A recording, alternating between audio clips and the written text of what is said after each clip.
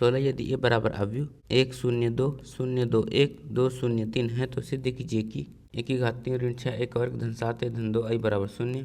तो यहाँ पर हमें ये दिया है और हम इसमें इसकी सहायता से ये बराबर 0 है इसे सिद्ध करना है। तो पहले हम लिखेंगे दिए है ए बराबर अवयव 1 0 2 0 2 1 2 0 3। तो अब हम पहले ए का वर्ग ज्ञात करेंगे तो यहाँ पर आ जाएगा ए का वर्ग और हम इसे लिख सकते हैं ए गुणा ए। मतलब जब हम दो अवयव ए का गुणा करेंगे तो हमें अवयव ए का वर्ग मिल जाएगा। तो यहाँ पर आ जाएगा अवयव ए गुणा में अवयव ए। तो यहाँ से ए का वर्ग बराबर अवयव हम इन दोनों का गुणा करेंगे। तो पहले फर्स्ट रो फर्स्ट कॉलम तो यहाँ पर आ जाएगा 1 धन 0 धन 4 फिर हम इसे जोड़ेंगे तो यहाँ पर आ जाएगा 5। फिर फर्स्ट रो सेकंड कॉलम तो यहाँ पर 0 धन 0 धन 0 फिर हम इसे जोड़ेंगे तो यहाँ पर आ जाएगा 0। फिर फर्स्ट रो थर्ड कॉलम तो यहाँ पर 2 धन 0 धन 6 फिर हम इसे जोड़ेंगे तो यहाँ पर आ जाएगा 8। फिर सेकंड रो फर्स्ट कॉलम तो यहाँ पर आ जाएगा 0 धन 0 धन 2 फिर हम इसे जोड़ेंगे तो यहाँ पर आ जाएगा 2। फिर सेकंड रो सेकंड कॉलम तो यहाँ पर आ जाएगा 0 धन 4 धन 0 फिर हम इसे जोड़ेंगे तो यहाँ पर आ जाएगा 4। फिर सेकंड रो थर्ड कॉलम तो यहाँ पर 0 धन 2 धन 3 फिर हम इसे जोड़ेंगे तो यहाँ पर आ जाएगा 5। फिर थर्ड रो फर्स्ट कॉलम तो यहाँ पर आ जाएगा 2 धन 0 धन 6 फिर हम इसे जोड़ेंगे तो यहाँ पर आ जाएगा 8। फिर थर्ड रो सेकंड कॉलम तो यहाँ पर आ जाएगा 0 धन 0 धन 0 फिर हम इसे जोड़ेंगे तो यहाँ पर आ जाएगा 0। फिर थर्ड रो थर्ड कॉलम तो यहाँ पर आ जाएगा 4 धन 0 धन 9 फिर हम इसे जोड़ेंगे तो यहाँ पर आ जाएगा 13। तो यहाँ पर हमने एक का वर्ग ज्ञात कर लिया तो अब हम एक की घात 3 ज्ञात करेंगे तो यहाँ पर आ जाएगा एक की घात 3 और हम इसे लिख सकते हैं ए का वर्ग गुणा ए। मतलब हम अवयव ए का वर्ग और अवयव ए का गुणा करेंगे तो यहाँ पर आ जाएगा अवयव ए का वर्ग गुणा अवयव ए। तो यहाँ से एक की घात 3 बराबर अवयव हम इन दोनों का गुणा करेंगे तो पहले फर्स्ट रो फर्स्ट कॉलम तो यहाँ पर आ जाएगा 5 धन 0 धन 16 फिर हम इसे जोड़ेंगे तो यहाँ पर आ जाएगा 21। फिर फर्स्ट रो सेकंड कॉलम तो यहाँ पर आ जाएगा 0 धन 0 धन 0 फिर हम इसे जोड़ेंगे तो यहाँ पर आ जाएगा 0। फिर फर्स्ट रो थर्ड कॉलम तो यहाँ पर 10 धन 0 धन 24 फिर हम इसे जोड़ेंगे तो यहाँ पर आ जाएगा 34। फिर सेकंड रो फर्स्ट कॉलम तो यहाँ पर आ जाएगा 2 धन 0 धन 10 फिर हम इसे जोड़ेंगे तो यहाँ पर आ जाएगा 12।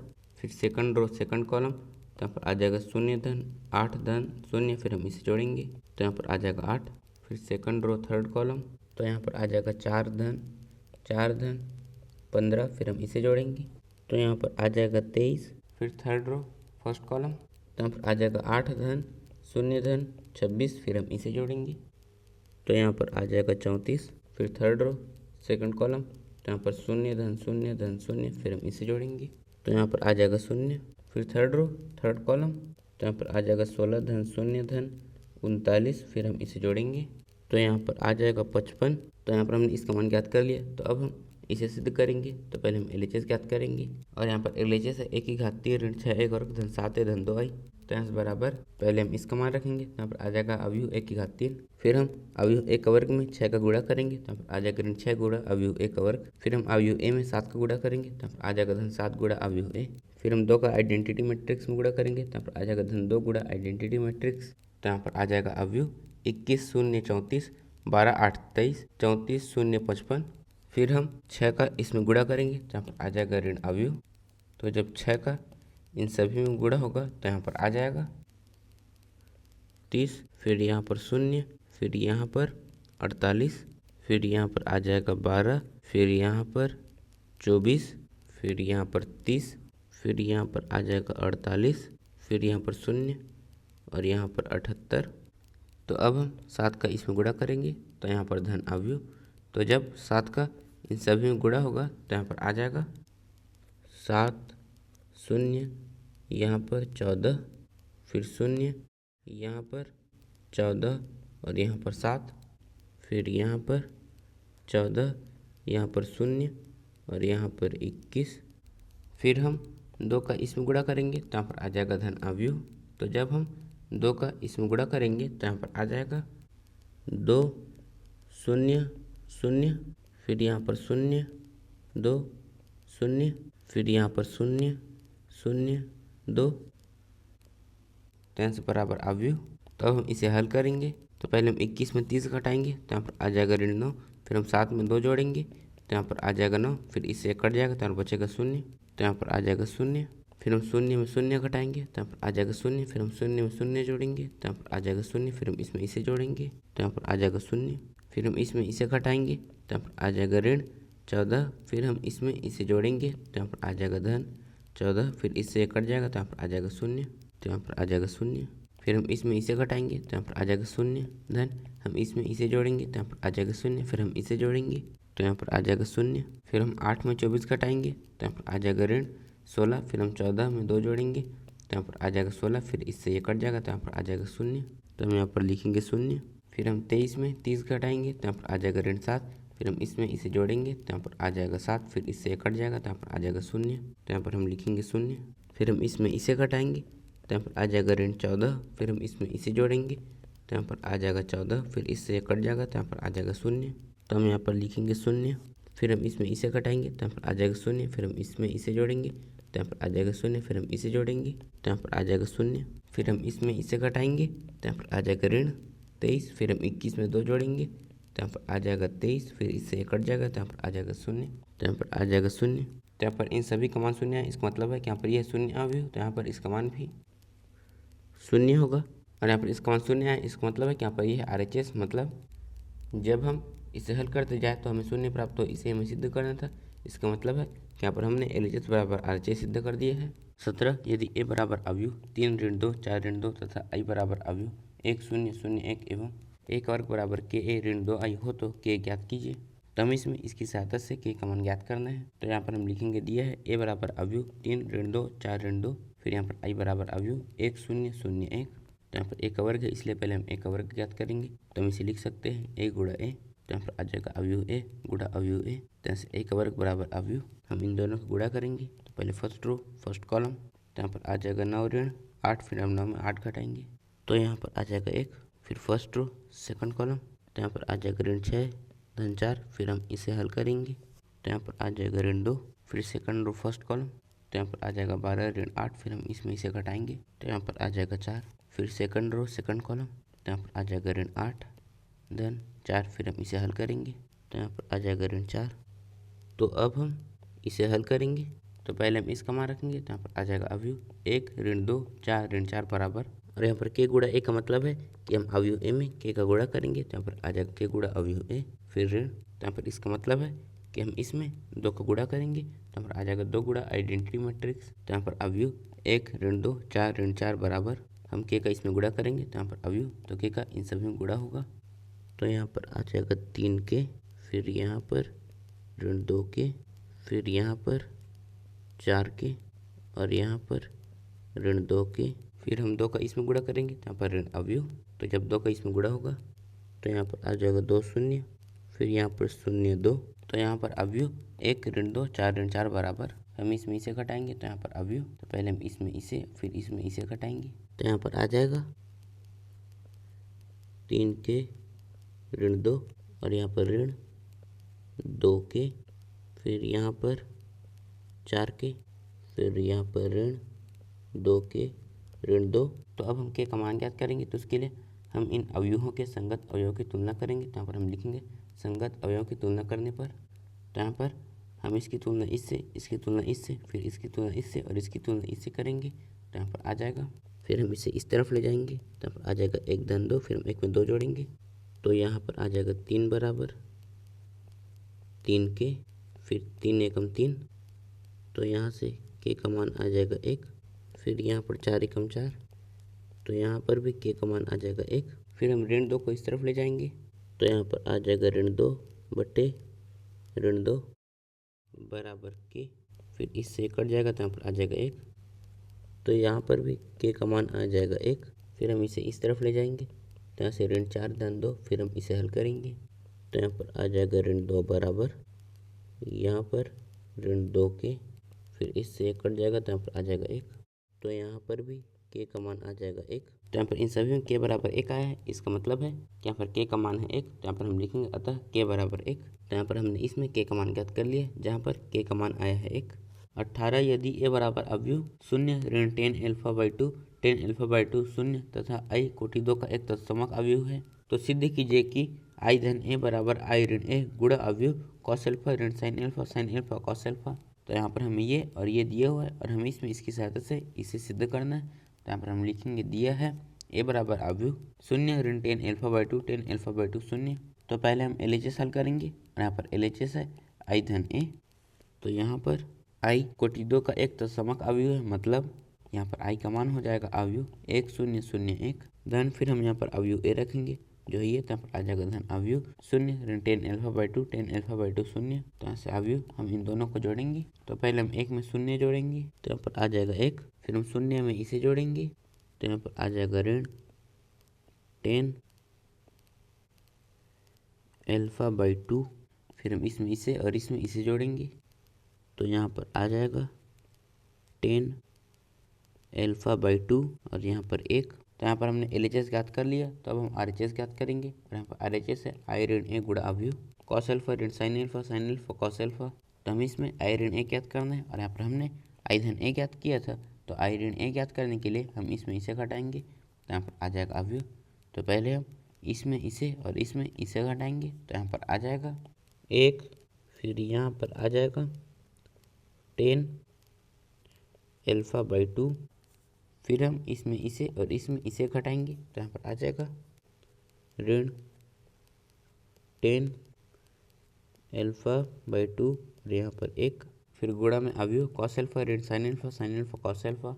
तो हम इन दोनों का गुणा करेंगे तो यहाँ पर अवयव, तो पहले फर्स्ट रो फर्स्ट कॉलम, तो यहाँ पर आ जाएगा कॉस अल्फा, देन यहाँ पर साइन अल्फा गुणा यहाँ पर आ जाएगा 10 अल्फा बाई टू, फिर फर्स्ट रो सेकंड कॉलम, तो यहाँ पर आ जाएगा ऋण साइन अल्फा, धन यहाँ पर आ जाएगा 10 अल्फा बाई टू गुणा यहाँ पर कॉस अल्फा, फिर सेकंड रो फर्स्ट कॉलम, तो यहाँ पर आ जाएगा ऋण 10 अल्फा बाई टू गुणा यहाँ पर आ जाएगा कॉस अल्फा, धन यहाँ पर आ जाएगा साइन अल्फा, फिर सेकंड रो सेकंड कॉलम, तो यहाँ पर आ जाएगा 10 अल्फा बाई टू गुणा में आ जाएगा साइन अल्फा, धन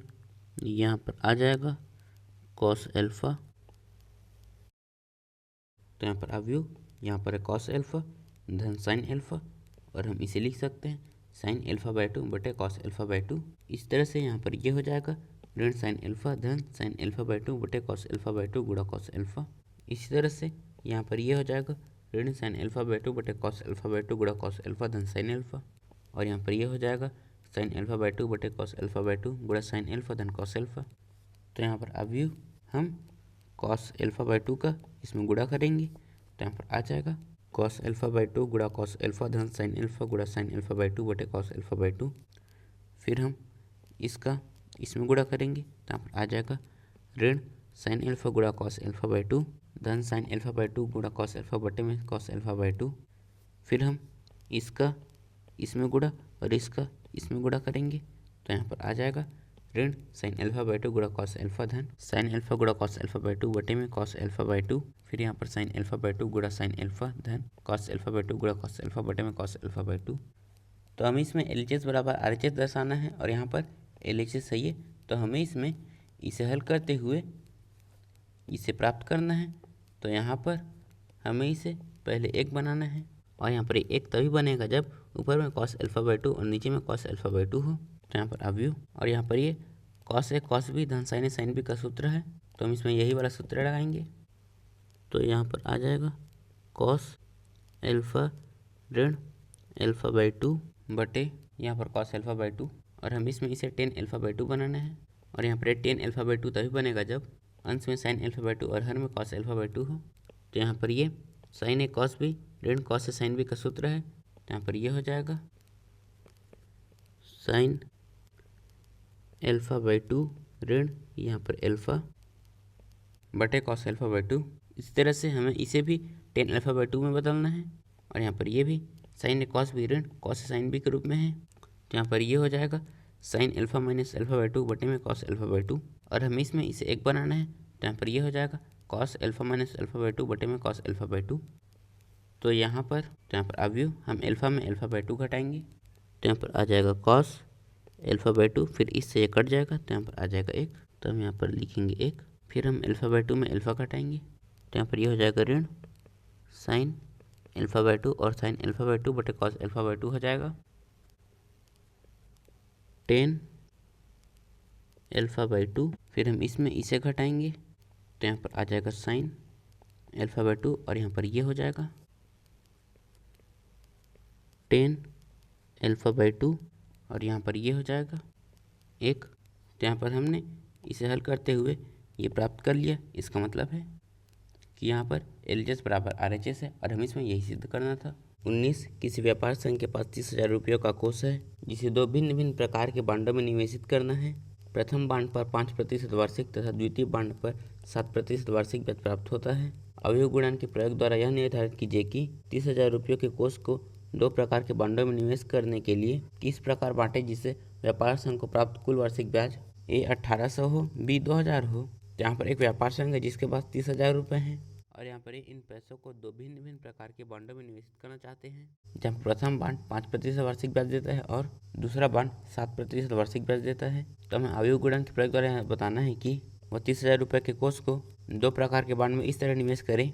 A उसे 1800 रुपये वार्षिक ब्याज प्राप्त हो, B उसे 2000 रुपये वार्षिक ब्याज प्राप्त हो। तो हम इसे हल करेंगे तो पहले हम लिखेंगे माना पहले बांड में निवेश किए गए रुपये X है तो दूसरे बांड में निवेश किए गए रुपये, यहाँ पर हमारे पास कुल 30,000 रुपये हैं और हमने पहले बॉन्ड में X रुपये निवेश किए हैं, तब दूसरे बॉन्ड में निवेश किए गए रुपये हो जाएगा 30,000 माइनस X। तो प्रश्न अनुसार तो अब हमें ज्ञात करना है कि हम इन पैसों को उन बॉन्डों में किस तरह निवेश करें जिससे हमें 1800 रुपये वार्षिक ब्याज प्राप्त हो। तो हम इसे अवयव गुणन के द्वारा हल करेंगे तो यहाँ पर आ जाएगा अवयव। तो यहाँ पर पहले हम इसे और इसे लिखेंगे, फिर दूसरा अवयव हम इसमें बॉन्ड पर प्राप्त वार्षिक ब्याज को लिखेंगे। तो यहाँ पहले बॉन्ड पर हमें 5% वार्षिक ब्याज प्राप्त होता है तो हम इसे लिख सकते हैं 5/100। फिर दूसरे बांड पर हमें 7% वार्षिक ब्याज प्राप्त होता है तो हम यहाँ पर लिखेंगे 7/100। फिर बराबर में अवयव यहाँ पर आ जाएगा 1800।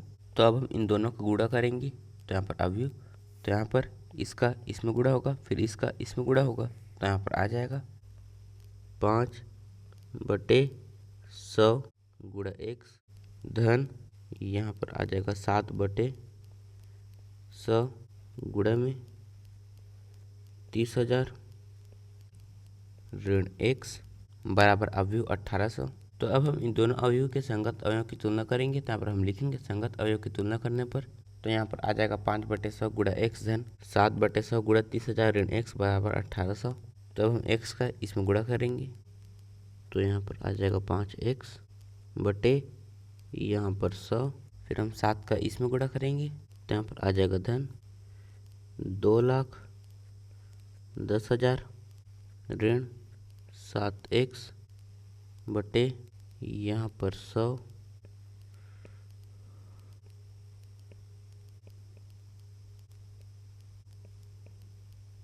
बराबर में आ जाएगा 1800। फिर हम 5x में 7x घटाएंगे तो यहाँ पर आ जाएगा ऋण 2x धन यहाँ पर आ जाएगा 2,10,000। यहाँ पर इन दोनों के हर समान है तो हम यहाँ पर इसे लिख सकते हैं 100। फिर हम 100 को इस तरफ ले जाएंगे तो 100 का इसमें गुणा होगा तो यहाँ पर आ जाएगा 1,80,000। फिर हम इसे इस तरफ ले जाएंगे तो यहाँ पर ऋण 2x बराबर, तो जब ये इस तरफ आएगा तो यहाँ पर आ जाएगा 1,80,000 ऋण 2,10,000। फिर हम इसमें इसे घटाएंगे तो यहाँ पर आ जाएगा ऋण 30,000। फिर ऋण से ऋण कट जाएगा, फिर 2 एकम 2, 2 पंद्रम 30, फिर 2 शून्यम 0। तो यहाँ से x का मान आ जाएगा 15,000। तो यहाँ पर x का मान आया 15,000। इसका मतलब है कि यहाँ पहले बांड में निवेश किए गए रुपए हैं 15,000। तो यहाँ पर हम लिखेंगे पहले बांड में निवेश किए गए रुपए वो हो जाएगा 15,000। फिर हम दूसरे बांड में निवेश किए गए रुपए याद करेंगे तो यहाँ पर दूसरे बांड में निवेश किए गए रुपए हैं 30,000 ऋण x और यहाँ पर x का मान है 15,000। तो हम 30,000 में 15,000 घटाएंगे तो यहाँ पर दूसरे बांड में निवेश किए गए रुपए हो जाएगा 15,000। तो यदि हम पहले बांड में 15,000 और दूसरे बांड में 15,000 निवेश करते हैं तो व्यापार संघ को 1,800 रुपये वार्षिक ब्याज प्राप्त होगा। तो यहाँ पर हमने हल किया वो पहला भाग मतलब भाग ए था। तो अब हम दूसरा भाग मतलब भाग बी हल करेंगे। तो यहाँ पर जैसे हमने भाग ए को हल किया वैसे ही हम भाग बी को हल करेंगे, बस हम इसमें 1800 के जगह में 2000 लिखेंगे। तो यहाँ पर आ जाएगा अवयव x, यहाँ पर 30,000 ऋण x, फिर गुणा में अवयव 5/100, फिर यहाँ पर 7/100 बराबर अवयव 2000। तो अब हम इन दोनों का गुणा करेंगे। तो यहाँ पर अवयव तो पहले इसका इसमें गुणा होगा, तो यहाँ पर आ जाएगा 5/100 गुणा x धन, फिर इसका इसमें गुणा होगा, तो यहाँ पर आ जाएगा 7/100 गुणा 30,000 ऋण x बराबर अवयव 2000। फिर हम इन दोनों अवयव के अवयव की तुलना करेंगे। तो यहाँ पर हम लिखेंगे संगत अवयव की तुलना करने पर, तो हम x का इसमें गुणा करेंगे, तो यहाँ पर आ जाएगा 5x/100 धन, हम 7/100 का इसमें गुणा करेंगे, तो यहाँ पर आ जाएगा 2,10,000 ऋण 7x/100 बराबर यहाँ पर आ जाएगा 2000। तो यहाँ पर इन दोनों का हर समान है, तो यहाँ बटे में आ जाएगा 100 और यहाँ पर है धन, तो हम 5x में 7x घटाएंगे और हम इसे इस तरफ ले जाएंगे। तो यहाँ पर आ जाएगा ऋण 2x धन, यहाँ पर आ जाएगा 2,10,000 और यहाँ पर बटे में था 100 और हमने 100 को इस तरफ भेज दिया, तो 100 का इसमें गुणा होगा। तो यहाँ पर आ जाएगा 2 लाख, तो हम इसे इस तरफ ले जाएंगे, तो यहाँ पर ऋण 2x बराबर, तो जब ये इस तरफ चले जाएगा तो यहाँ पर आ जाएगा 2 लाख ऋण यहाँ पर 2,10,000, फिर हम इसमें इसे घटाएंगे, तो यहाँ पर आ जाएगा ऋण 10,000, फिर यहाँ पर ऋण से ऋण कट जाएगा, फिर 2 एकम 2, 2 पंचे 10, 2 शून्यम शून्य, तो यहाँ पर x का मान आया है 5,000।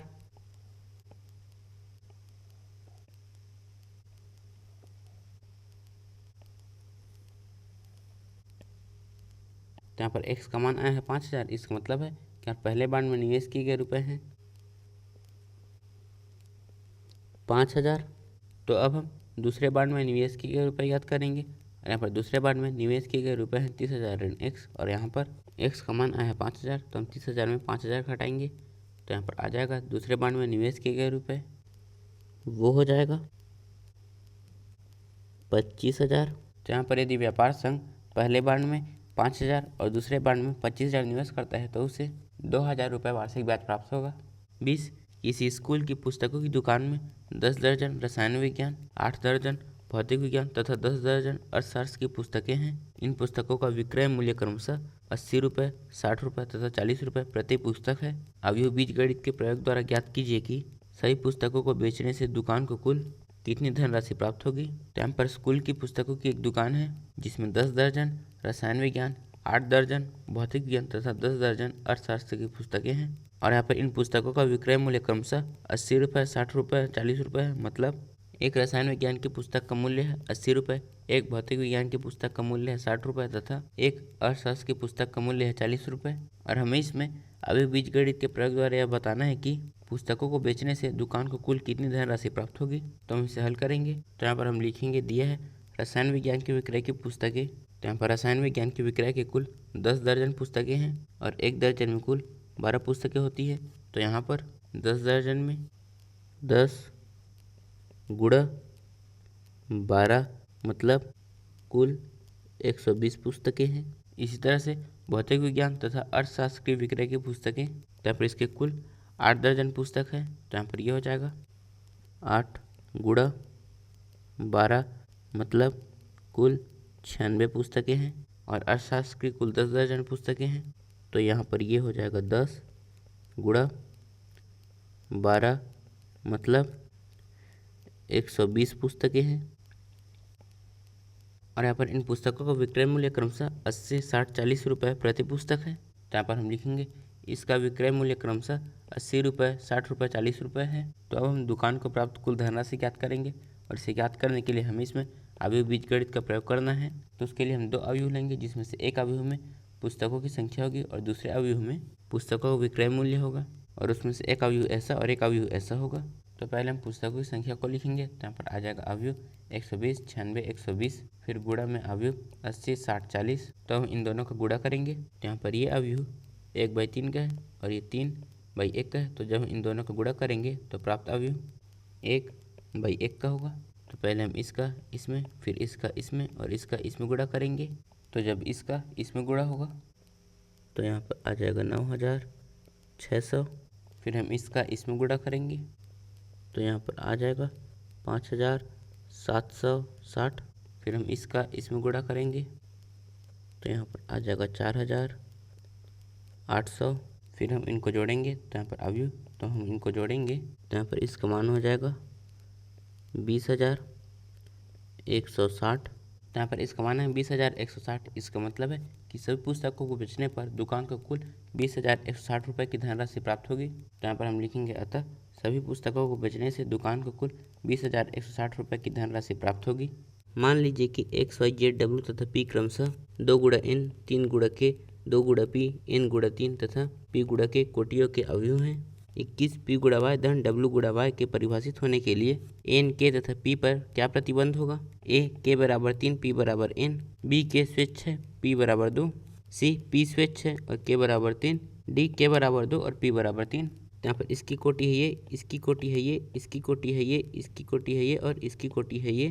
तो हमें इसमें इसकी सहायता से जब ये है तो इनके मान को ज्ञात करना है। तो पहले हम यहाँ पर लिखेंगे पी गुणा वाई धन डब्ल्यू गुणा वाई। तो पहले हम पी अवयव लिखेंगे और यहाँ पर इसकी कोटि है पी गुणा के, फिर वाई अवयव और यहाँ पर इसकी कोटि है 3 गुणा के धन डब्ल्यू अवयव और यहाँ पर इसकी कोटि है एन गुणा 3, फिर वाई अवयव और यहाँ पर इसकी कोटि है 3 गुणा के। तो हमें इसमें इनका गुणा करना है और गुणा करने के लिए इनके स्तंभ और इनकी पंक्ति की संख्या समान होनी चाहिए, मतलब यहाँ पर ये और ये बराबर होने चाहिए, तभी हम इनका गुणा कर सकते हैं। और हमें इसमें इनका गुणा करना है, इसीलिए यहाँ पर के बराबर आ जाएगा 3 और हमें इसमें इनका गुणा करना है। तो इनका गुणा करने के लिए यहाँ पर ये और ये बराबर होने चाहिए और यहाँ पर ये दोनों बराबर है, इसका मतलब है कि हम इनका गुणा कर सकते हैं। तो यहाँ पर आ जाएगा 3 बराबर 3। फिर यहाँ पर तो हमें इसमें इनका गुणा करना है, तो यहाँ पर आ जाएगा अवयव और जब हम इनका गुणा करेंगे तो प्राप्त अवयव की कोटि पी गुणा के होगी धन हम इनका गुणा करेंगे तो यहाँ पर अवयव, फिर हम इनका गुणा करेंगे और जब हम इनका गुणा करेंगे तो प्राप्त अवयव की कोटि एन गुणा के। और यहाँ पर हमें इससे जोड़ना है और इसे जोड़ने के लिए यहाँ पर ये और ये आपस में बराबर होने चाहिए, तभी हम इनको जोड़ सकते हैं। तो इसका मतलब है कि यहाँ पी गुणा के बराबर एन गुणा के है और यहाँ पर के से के कट जाएगा तो यहाँ पर आ जाएगा पी बराबर एन। यहाँ पर के का मान आया 3 और पी बराबर आया है एन। इसका मतलब है कि यहाँ पर हमारा सही उत्तर है ए 22। यदि एन बराबर पी तो अवयव 7x-5 जेड की कोटि है। ए पी गुणा 2, बी 2 गुणा एन, सी एन गुणा 3, डी पी गुणा एन। यहाँ पर इसकी कोटि है ये, इसकी कोटि है ये, इसकी कोटि है ये और इसकी कोटि है ये और यहाँ पर इसकी कोटि है ये।